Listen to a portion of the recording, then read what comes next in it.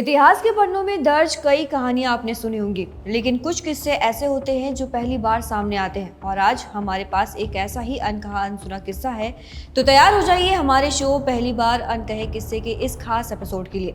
आज हम आपको एक ऐसी कहानी सुनाने जा रहे हैं जो हमें 19वीं सदी के भारत में वापस ले जाएगी। एक ऐसा दौर जब महिलाओं के लिए शिक्षा और सपने सामाजिक बंदिशों और बेड़ियों में जकड़े हुए थे। उस समय एक 9 साल की बच्ची को यह नहीं पता था कि उसका जीवन इतिहास रचने वाला है। उसने एक ऐसा सफर शुरू किया जो न सिर्फ भारत बल्कि दुनिया के लिए एक मिसाल बन गया। क्या आप कल्पना कर सकते हैं कि एक भारतीय महिला जो विदेश जाकर डॉक्टर बनने का सपना देखे, उसे किन मुश्किलों का सामना करना पड़ा होगा? क्या आप जानते हैं कि उसके अपने ही समाज ने उसे सामाजिक कलंक कहा? आज हम जानेंगे कि भारत की पहली महिला डॉक्टर आनंदीबाई जोशी की अविश्वसनीय कहानी, एक ऐसी कहानी जो एक व्यक्तिगत दुख से शुरू होकर लाखों महिलाओं के लिए एक प्रेरणा बन गई। कहानी शुरू होती है 31 मार्च 1865 को पुणे में, जब एक रूढ़िवादी मराठी ब्राह्मण परिवार में यमुना नाम की एक बच्ची का जन्म हुआ था। उसका परिवार एक समय जमींदार था, लेकिन ब्रिटिश शासन ने उनकी आर्थिक स्थिति खराब कर दी थी। सामाजिक रीति रिवाजों के अनुसार मात्र 9 साल की उम्र में यमुना का विवाह उनसे 20 साल बड़े एक विघुर गोपाल राव जोशी से कर दिया गया था। विवाह के बाद गोपाल राव ने ही यमुना का नाम बदलकर आनंदीबाई रखा। गोपाल राव एक डाक बाबू थे, लेकिन उनकी सोच उस समय के समाज से कहीं आगे थी। वो एक प्रगतिशील व्यक्ति थे और महिला शिक्षा के प्रबल समर्थक भी। उन्होंने अपनी पत्नी को खुद पढ़ना लिखना सिखाया और उन्हें एक मिशनरी स्कूल में भी दाखिला दिलाया। आनंदीबाई के जीवन का सबसे बड़ा और निर्णायक मोड़ तब आया जब 14 साल की छोटी सी उम्र में उन्होंने एक बेटे को जन्म दिया। लेकिन किस्मत को कुछ और ही मंजूर था। चिकित्सा सुविधाओं की कमी के कारण उनका नवजात बच्चा सिर्फ 10 दिन ही जीवित रह सका। इस घटना ने आनंदीबाई को अंदर तक झकझोर दिया। इस गहरे दुख ने उनके जीवन को एक नया मकसद दिया। उन्होंने उसी दिन ये प्रण लिया कि वो डॉक्टर बनेंगी और ऐसी असमय होने वाली मौतों को रोकेंगी।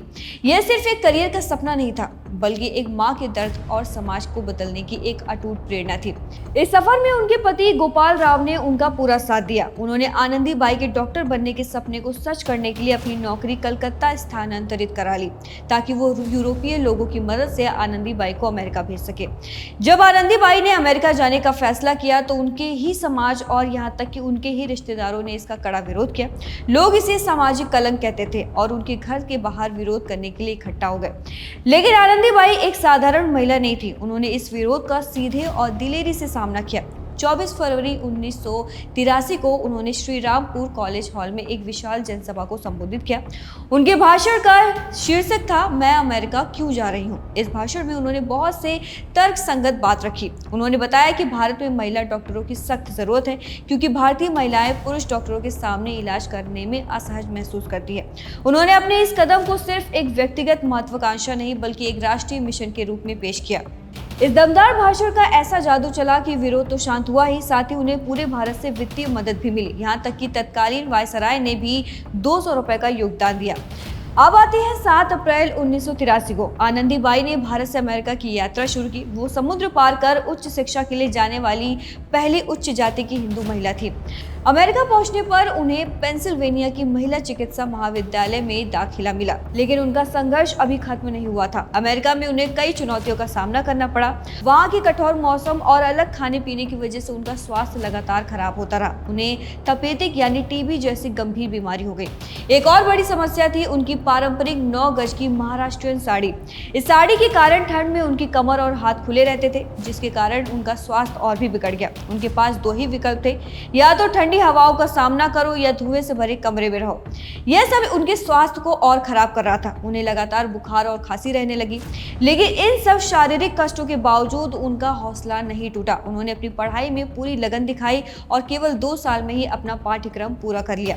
11 मार्च 1886 को उन्होंने एमडी की उपाधि प्राप्त की। उनकी इस ऐतिहासिक उपलब्धि के लिए रानी विक्टोरिया ने भी उन्हें बधाई संदेश भेजा था। डिग्री हासिल करने के बाद आनंदीबाई 9 अक्टूबर 1886 को भारत वापस लौट आई। भारत लौटने पर उनका भव्य स्वागत हुआ। उन्हें कोल्हापुर रियासत के एडवर्ड अस्पताल में महिला विभाग की प्रभारी नियुक्त भी किया गया। लेकिन शायद किस्मत को कुछ और ही मंजूर था। उनका करियर बहुत छोटा रहा। अमेरिका में बिगड़े स्वास्थ्य के कारण उन्हें जो टीबी की बीमारी हुई थी, उसने उनकी जान जान ले ली। मात्र 22 वर्ष की अल्प आयु में 26 फरवरी 1857 को उनका निधन हो गया।